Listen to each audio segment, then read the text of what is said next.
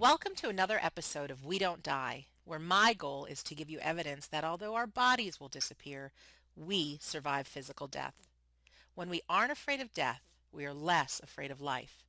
From these episodes, I aim for all of us to take more risks in life, go after our dreams, have great relationships, and perhaps even some fun in the process. I'm your host, Sandra Champlain, author of the international best-selling book, We Don't Die, A Skeptic's Discovery of Life After Death.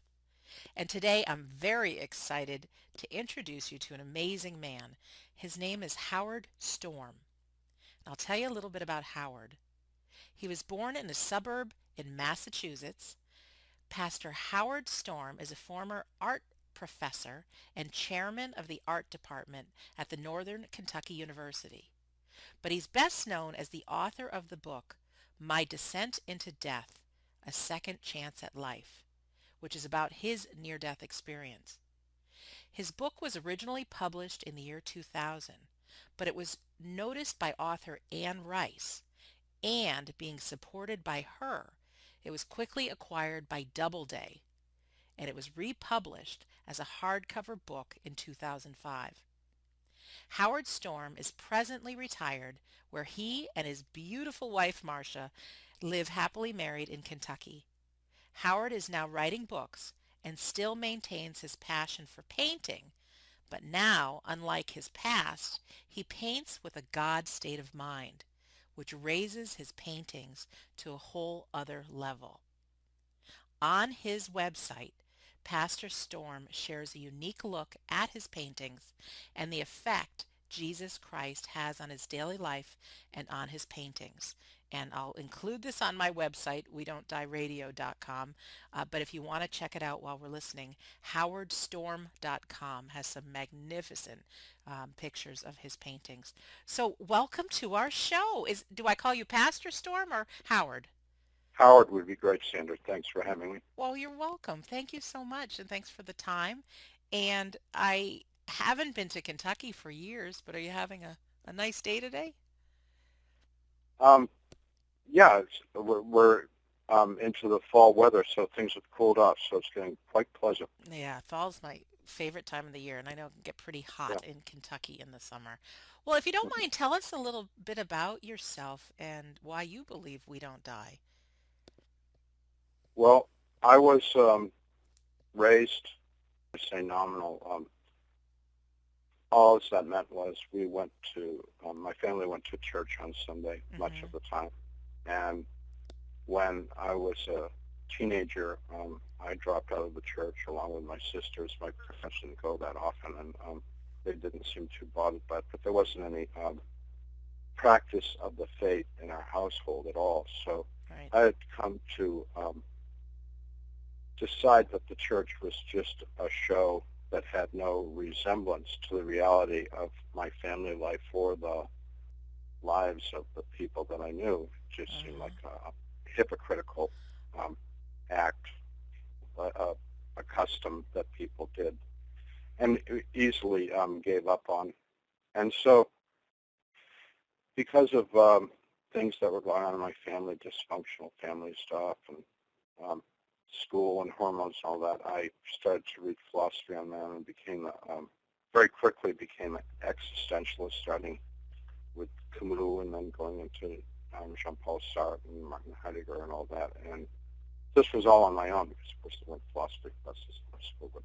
But when I went to college, at the age of 17, I had a philosophy professor who was an atheist and confirmed what I had come to believe, that there was nothing, and when you die, you die. So Hmm.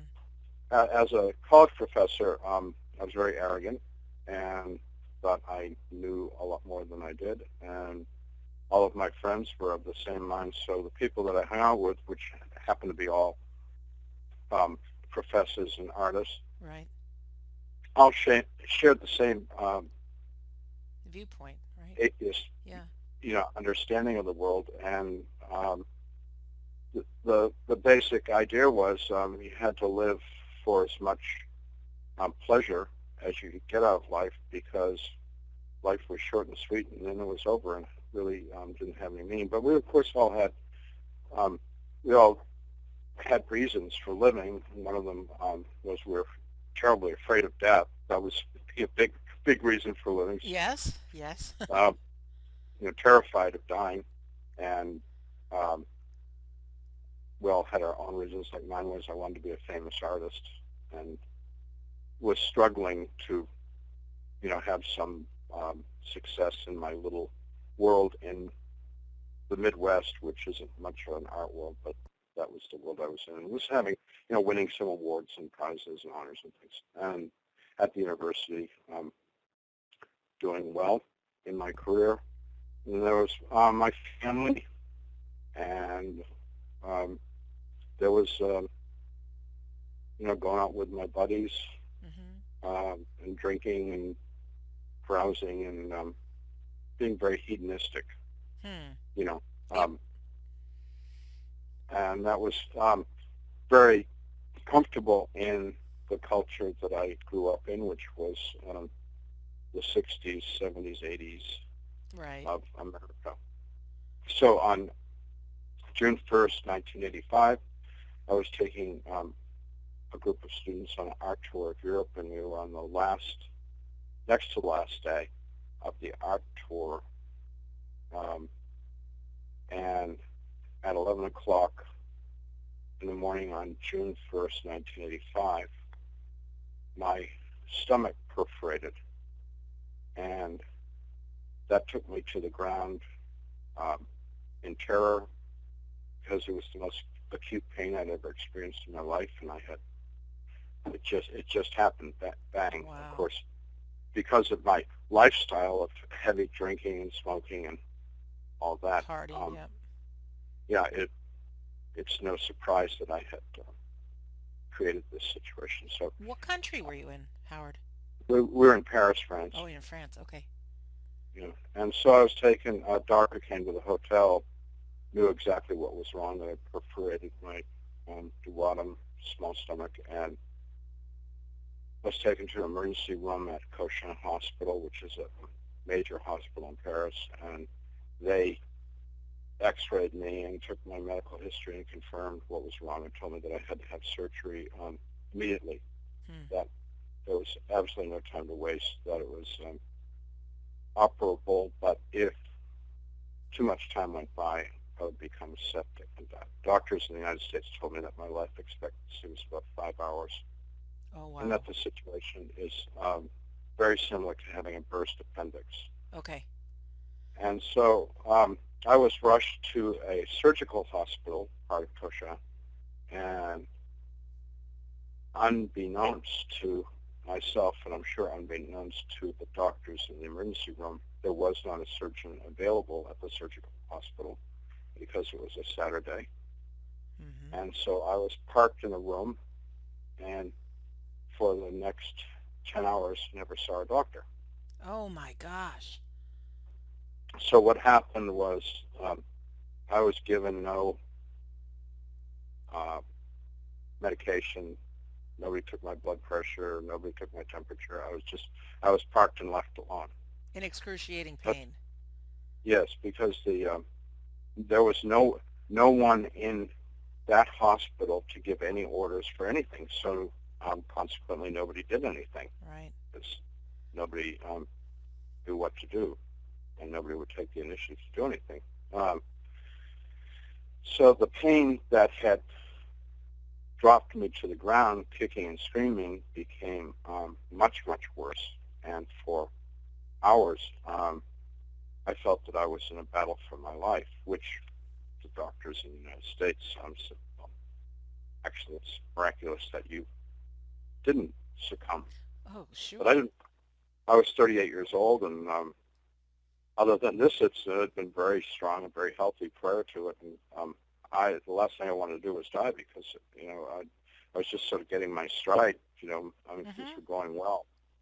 I had a wife and 2 children and a house and A a good couple life. cars, Yeah. a career. Yeah, and I'd worked hard to achieve these things, and I wasn't ready to give it up. Anyhow, at 8:30 that night, a nurse came into the room. This had happened at 11 in the morning. I was in Cochin by noon, and at 8:30 that night, a nurse came in and said they'd been unable to locate a doctor, and they would try and find one the next day, Sunday. When she told me that, I knew that that was my death sentence. That there was no point in struggling to live anymore because it was It's over. very, very painful. Yeah. Yeah. I knew I wasn't going to make it through the next day in the hopes that the doctor might show up on Sunday. Right. And so my wife and I said our goodbyes, and I told her to tell my kids and my parents and my friends that I love them. And we cried a lot. And Was your wife on the trip with you, or is this over the phone? yes. Okay. No. Yeah. And so she sat in her chair, and I laid in the bed and stopped trying. It was very, very difficult to breathe because every time I breathed, it aggravated the pain by moving my diaphragm. So instead of trying desperately to keep breathing, I just stopped trying, and I went unconscious. I don't know how long I was unconscious, of course, but I woke from that unconsciousness, and I was standing next to the bed, feeling no pain and feeling remarkably well. And as I began to examine myself, I realized that my senses were more heightened than they had ever been. So when people talk about having an out-of-body experience, I'm a little bit conflicted about that because I was very much in a body, but what I think I was bringing to this was my consciousness, my ego sense of who I was, which was what I had been, but even more so. And as I looked around the room, I saw that in the bed that I had been in, that I'm standing next to, was a figure, and had turned away from me, and I bent over that figure and looked at its face, and to my horror, it looked like me. Right. I refused to accept the fact that that could be me because I knew that the figure in the bed was dead. Yes. And I would not acknowledge that I was dead. And I tried to communicate with my wife, who did not respond to me, which made me very angry because I couldn't understand why she wouldn't respond to me. And I tried to communicate with my roommate, who was a very kind Frenchman, and he didn't respond. And I was very agitated and upset and confused and scared. And I heard outside the room calling me by name, telling me to come with them. So I went over to the doorway of the room, and I said, I'm sick, I need surgery. And they said, we're waiting for you, we know all about you, it's not time to talk, you've got to hurry and come with us. And I was quite surprised that they spoke in English and not in French, because of course everybody in the French hospital spoke French. Right. But anyways, I said, are you going to take me to the doctor? And they said, no, we don't have time for this. We understand your situation. It's time for you to come. So I thought that they were going to take me to surgery. So I left the room and went with them into the shadowy hallway. And as we walked, I became aware that the hallway didn't have any distinction to it. It just was space. I mean, as we went along, I couldn't see very well because it was getting darker and darker, but there were no walls, no ceiling, no windows, no stairs, just space that we were walking in. And this group had circled around me and kept me going. And also I became aware as we went that the group of people was getting larger and larger. Over a long period of time, and I never felt any fatigue, which was also one of the many confusing things about this, because I just had the worst day of my life. Yes. And now I'm still feeling great and not the least bit tired. And I'm now aware that we've walked into complete darkness, and the people around me are getting more rude. And I said, I'm not going to go with you any further. And they said, you have to come. And I said no. And so they started to push and pull at me. And so I fought with them, and I fought with all my strength and all my might to keep them off me. But now there were many of them. Because of the darkness, I can only guess by the voices and the touching that there were lots of them, maybe hundreds or more. Hmm. And they started to bite me and claw at me with their fingernails. And I was very aware that these were people. They weren't demons. They didn't have horns or tails, or Mm-hmm. they were just people. But they were trying to elicit terror from me. That they wanted that, and my sense of that is because they have nothing in them anymore. That they're devoid of anything. All as they can elicit anymore is pain and hopelessness and fear from each other, and most especially from the new fish in their world, which was me. And eventually they had done enough to me that I was, and I don't ever talk about what they really did. Mm-hmm. That was just the beginning part. But they're good at what they do. They know, and they've been at it a long time. And I was on the ground of that place, all ripped up, unable to move, and people were still kicking me, but I wasn't even reacting anymore except for moaning, groaning, and so I was all spent emotionally, physically, and I heard my voice say to me, "Pray to God," and I thought, I don't know how to pray. I don't pray. And the voice said, "Pray to God." And I thought, I prayed when I was a kid, but I don't remember any of that. I can't do that. And the Mm-hmm. voice said, "Pray to God." And I thought, what did I pray when I was a child? Sure. And I was trying to remember things, and I couldn't remember prayers, and I could only remember things that I memorized. So I had the Pledge of Allegiance and Wow. the national anthem and Shylock's speech in The Merchant of Venice and Uh-huh. Abraham Lincoln's Gettysburg Address, and But no going through all. prayers, right?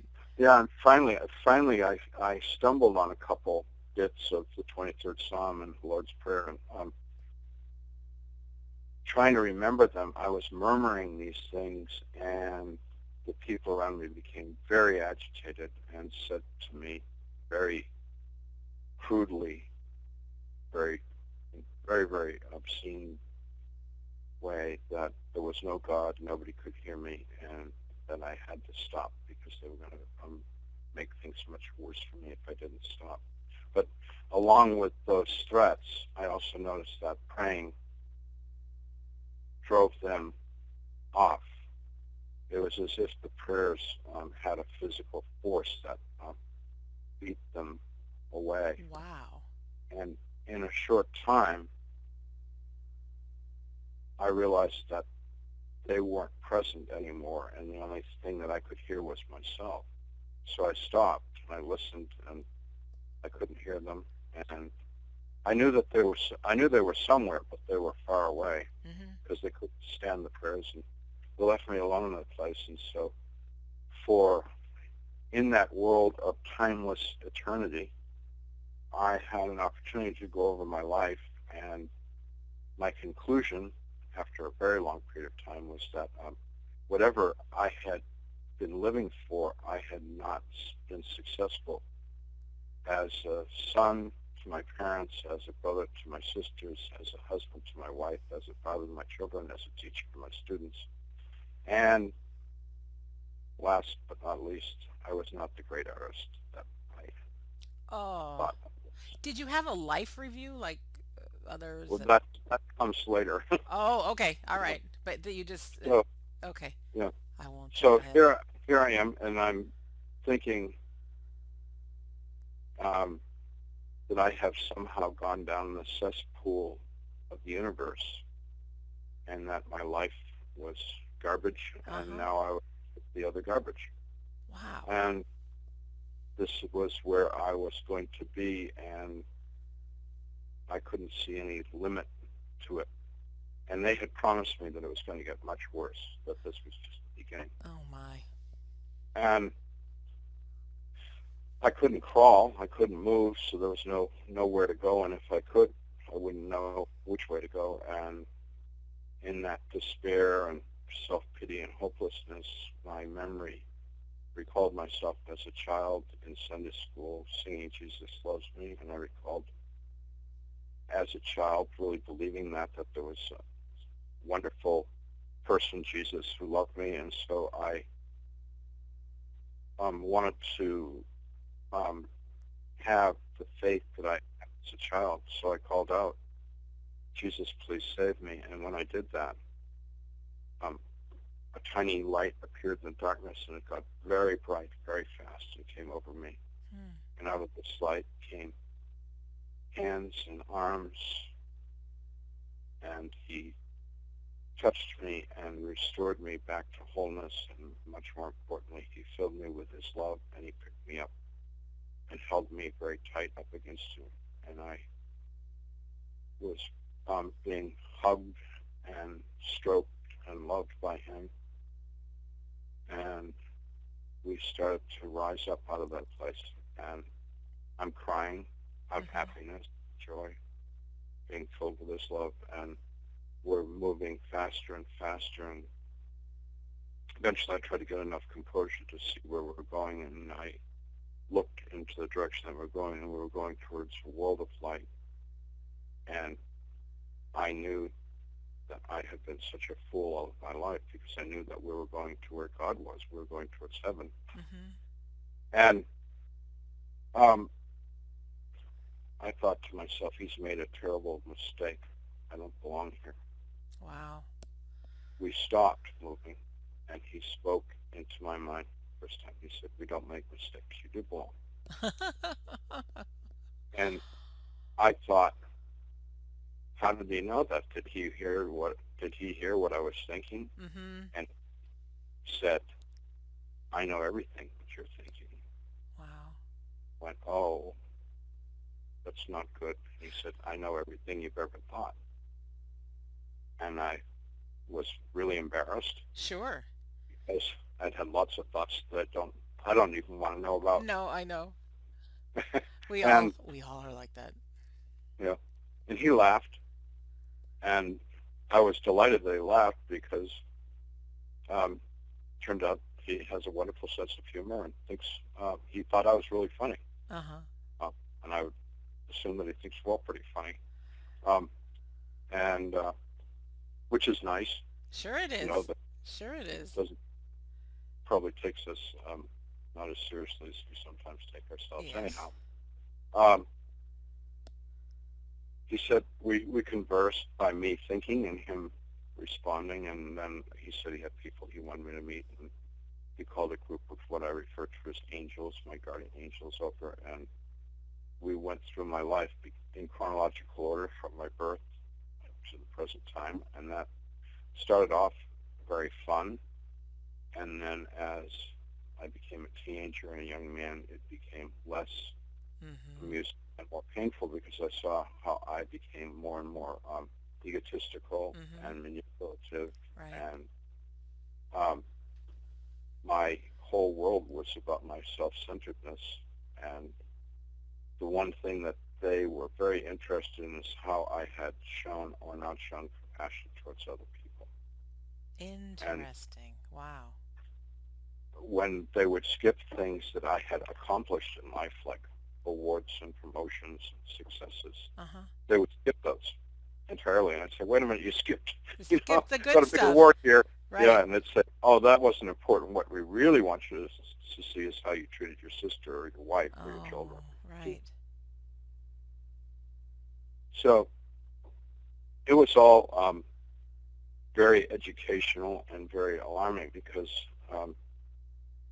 it was very clear that what I had been made for I had not done. And Mm-hmm. I had done a lot of things that literally caused Jesus, the angels, and God, because I knew they were God's representatives. So, I mean, I wasn't in front of God, except that Jesus, of course, is God in a sense. But Right. I had disappointed them because I had failed my course in life. Mm-hmm.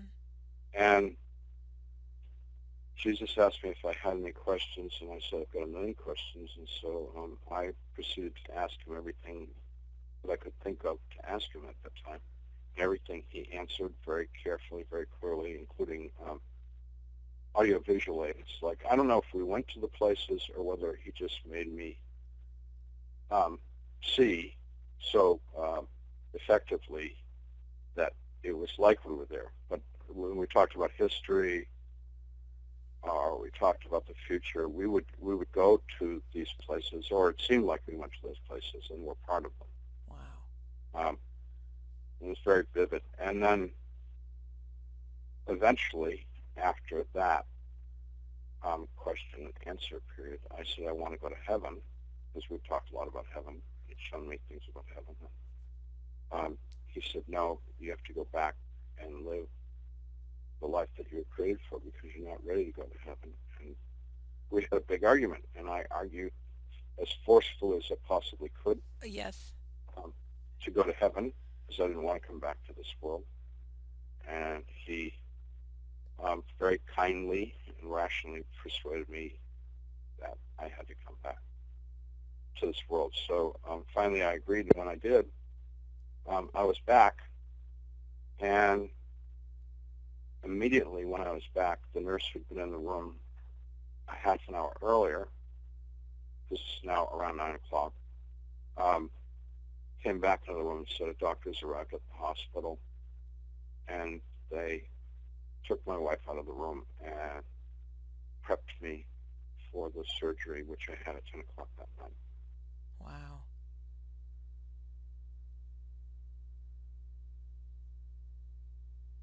So that's what happened. Wow. And obviously Jesus won and you came back, or else you wouldn't be with me today. Um, w- what was it like? I mean, obviously you opened your eyes and you'd come through surgery, but coming from being an atheist and having that experience, how did you feel? I mean, what were your... That's a real scary ride, going through the horror and then praying and then being lifted out. So what did you think when you woke up? I mean, Um, I knew that I was going to have to remake myself, uh-huh. and that was disturbing, and I didn't know what to do, because I'm 38 years. I'd spent 38 years building this Mm-hmm. person Right. now, and now I've got to re-examine everything and do a complete remake. But what, where, when, how, um, and what do you start? What do you start with? And I was very sick. The surgery was not entirely successful, so I was in the Uh, hospital many months afterwards. And I came home to the United States and had more surgery and stuff like that. So wow. I was an invalid for a long time, and was on the critical list for 5 weeks at the American hospital, in really bad shape. Mm-hmm. And during all this time, I'm thinking, I'm praying, I'm having lots of visits by angels while I'm awake, almost daily, and trying to tell people about my experience, and nobody believed a word I was saying, and they all told me I was crazy and didn't happen. Hallucinating, right. And of course, the one that I resented the most when people would tell me it was just because of all the drugs I was on, Sure. uh, because I had begged and begged and begged for 10 hours for drugs, never gotten any. Right. And um, after I was rehabilitated enough to walk, just barely. I wanted to go to church because I wanted to see what that was like because I really didn't know. And so we went to church, and when I went to local church a mile from my home, uh, the angels were there waiting for me, which I could see, but nobody else could see. So I felt that, wow, this is as close to heaven as I'm going to get in this world, which I still believe to this day that churches are preparation for heaven.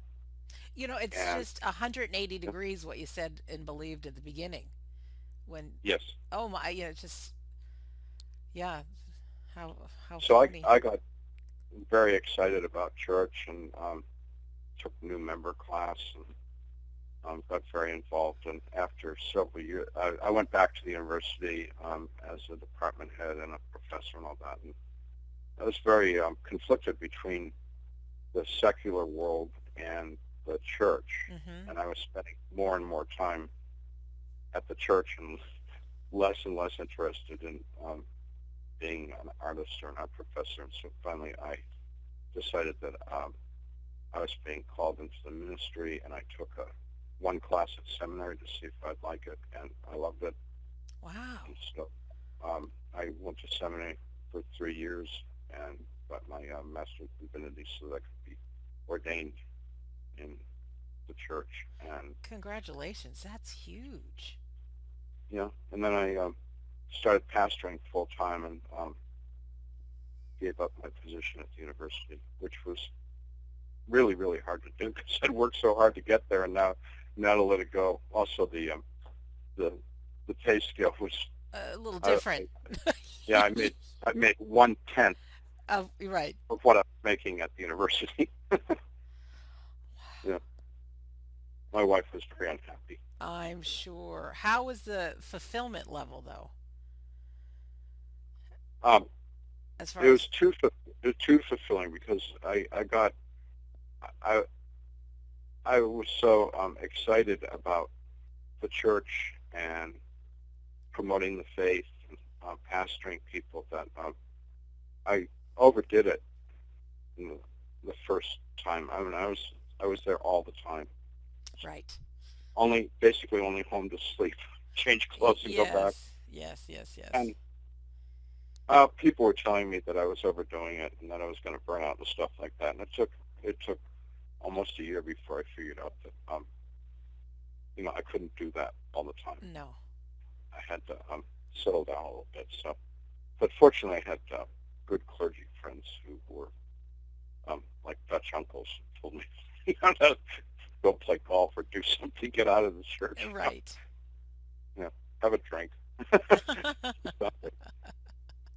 Well, I wanted so much to be a saintly person that I Sure.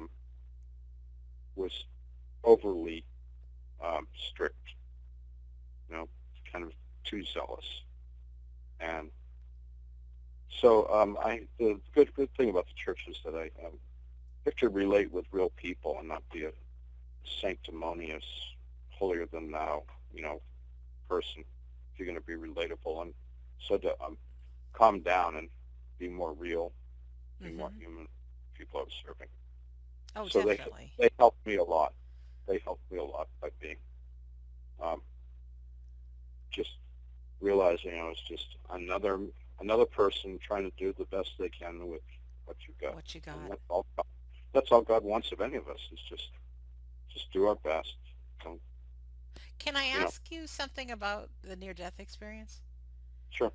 Um, you hear so many times people with near-death experiences, there's a lot of similarities. And there's only been a couple that I've heard that there was some real darkness first, and not Yeah. dark and just dark, but scary stuff. What do you believe that was, and why did that show itself first to you? I I believe that when we die, Uh-huh. we're all going to get what we sought and loved, wanted in life. So that love is attracted to love, and selfishness, godlessness, cruelty is attracted to those things. And so I don't like the word God punishing us. Mm-hmm. Um, I believe that God is supremely just and gives everybody exactly what they really want in their hearts. So it's not a question of how religious you are. It's about what's really in your heart and what your real intentions are, what your real desires are. So God gave me what I lived for deep down inside. And the people that I was with in that darkness were the same kinds of people. Now that my heart is towards God and towards love, towards kindness, that's what I anticipate next time I graduate from this world. You know, you're telling me your story. I had a doctor on who was he was very honest. He was all about the money. He was all about the big cars, the big house, uh, the big income, and he cared more about his income than he did the patients that he served. And in his near-death experience, a little bit different story, but it was the thunder, the darkness, the evil, and then leading to the prayer that pulled him out. And he's made his whole life now about giving, generosity, um, and he did a complete 180. He doesn't have the big house, he doesn't have the big cars. It's all about serving people. And so it's just interesting that you say that, because I think all of us, to some degree, we think be compassionate and love thy neighbor and those kind of things. But yeah, there is some greed within us and wants, and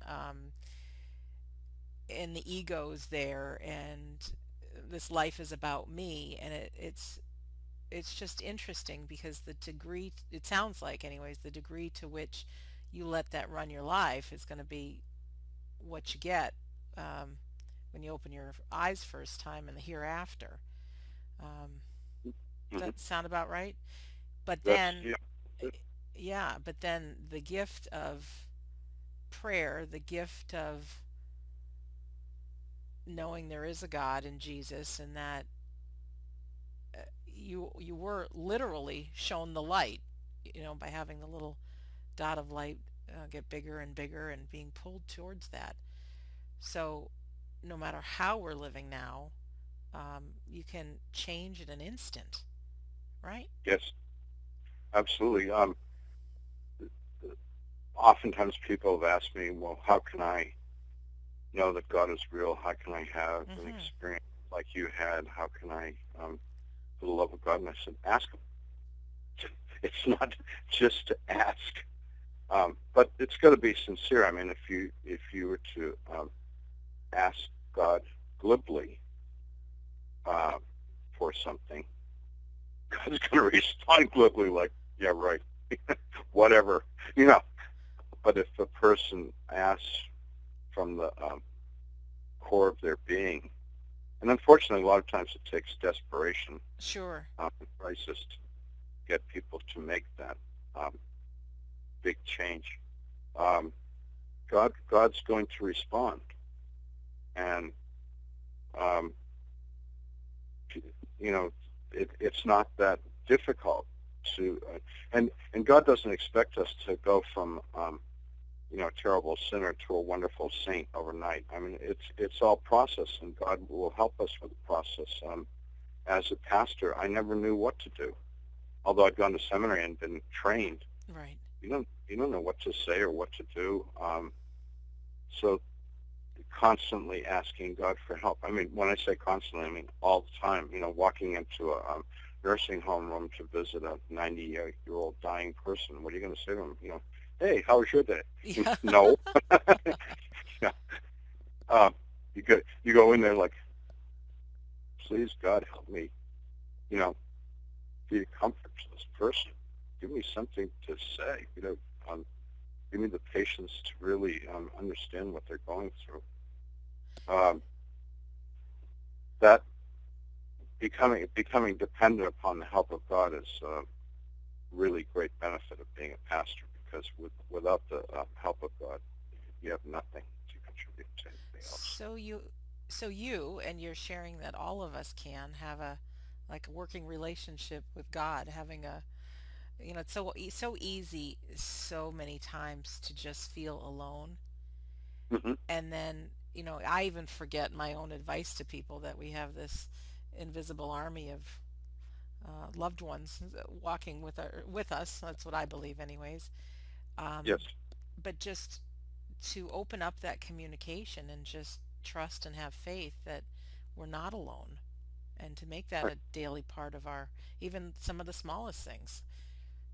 Give me the And to help strength. us, yeah, and to help us understand what we're doing and why we're doing it. For example, I have a wonderful wife, but sometimes we have disagreements, Mm-hmm. and there have been times when she's hurt my feelings, and I've hurt her feelings, and I have to ask God, what's going wrong? I love her, she loves me. We want a great relationship, and we're not talking to each other. We're very angry. Why? Right. Why? You know, and God gives me insight into the stupid, dumb things that I've done, and how to make them better, and how to appreciate her more, even when she's done dumb, stupid things to me. That's not the issue. It's like, how can we remedy this situation and reestablish the good relationship that we both want to Wow. have? Can I Yeah, I have a deep question. yeah. What do you think the purpose is of us being here on earth and life? Is that too deep? No. Well, the simple answer is to glorify God, but to what that really means is that God created us for a purpose, and the purpose is to love God with everything we've got, and to love one another as we love ourselves. So there's the three things: love of God, love of neighbor, love of self, are totally interconnected, and you can't do any of them effectively without all three of those being in harmony. For example, you cannot love your neighbor if you don't love yourself. But why should you love yourself, since we're all flawed human beings and we can look at ourselves critically and see Mm-hmm. how undeserving of love we are? But when we know the love of God, when we have a relationship with God, we know that in spite of our faults, which we were made to be flawed beings. I mean, we were not, if God wanted to make us perfect, he could have made us perfect. We made us flawed beings so that we could learn and have free will and grow. And Right. so that with God's love and forgiveness, we can sense, no matter who we are, no matter what we've done, no matter what the circumstances, we are very much loved by God. And when we have that love pours out of us into a love for other children of God.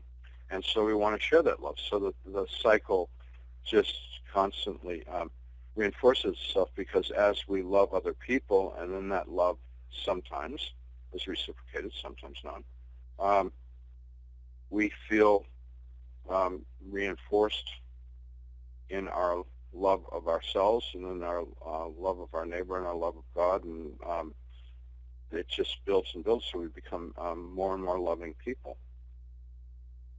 That's beautiful.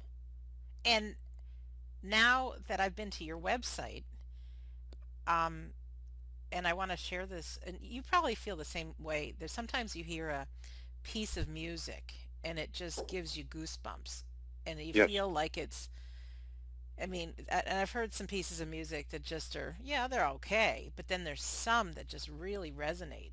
And I've yes, also seen paintings, and yeah, some are good, but then there's others that kind of speak to your soul. And when I was looking on your web page, you're somehow tapped in, and the best way I can put this is to some, maybe it's your divinity or connected with the love of yes. God, yourself, and thy neighbor, and it's coming out in your painting. Can you talk a little bit Thank you. about that? You're onto Yes, something because they're yeah. beautiful. Well, thank you. the paintings that are on the website are in the last few years, because after my near-death experience, I only did a few paintings and was so involved with ministry, Right. going to seminary and ministry, that I, for a long time, didn't paint at all. And then I realized that I really love to paint, and it gives me not only great pleasure, but it also is a way to connect with God. Painting is a way that I pray, and it's my way of communicating with God. And so I thought, well, where do I experience God in this world that I could, recreate with paint on canvas? And it was like looking at a sunrise or a sunset, looking at the clouds, looking at the trees. That's a really big way that I experience God, and God experiences me.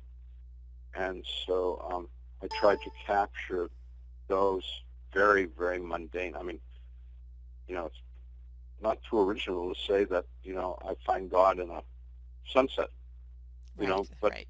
so a lot of my paintings are sunsets, and a lot of them are clouds in the sky and things like that, light in a forest, um, and and that's where I seek God. Now people ask me if I'm having lots of supernatural experiences, and I said, yeah,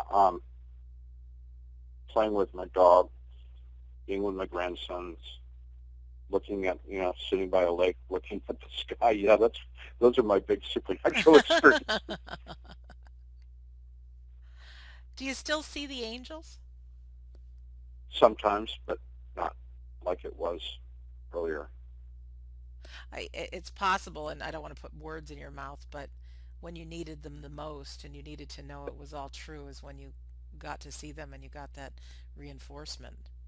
Exactly. That's exactly it. And now you have the faith, so it's, they're there, but you don't need them to be,